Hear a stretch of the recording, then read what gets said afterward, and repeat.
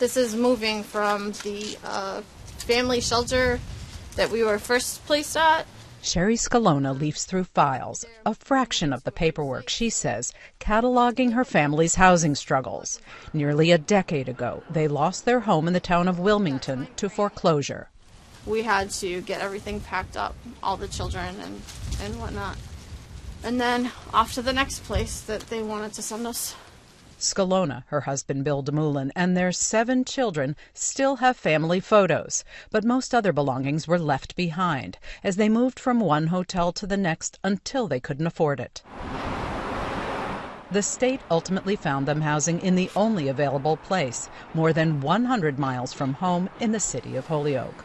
Just uprooted. And here we're taking you from this side of the state and we're plopping you on the other side of the state, and figure it out. With an eviction crisis looming and affordable housing in short supply, advocates fear many more families will have to be placed farther away from the lifelines of their home communities.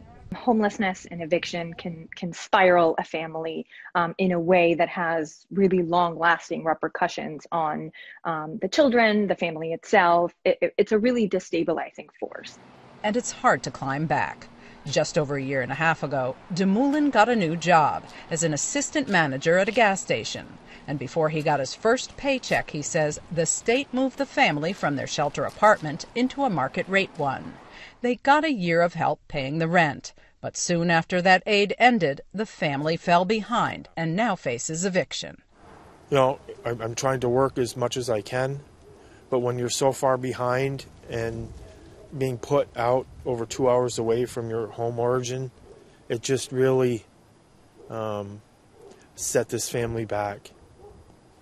In recent years, the state has seen a jump in the number of homeless families. The pandemic is expected to make it worse. Once a family has been destabilized in that way, it's very hard to get them rehoused in a stable way in a state like ours with such high rent and such little affordable housing.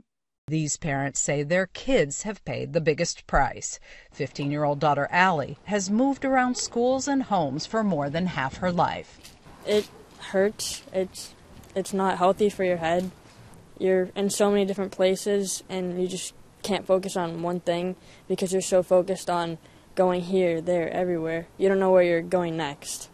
You don't know what your next move is or what your next meal is. You don't know any of these things until last moment. And nobody understands that. But growing numbers of families may.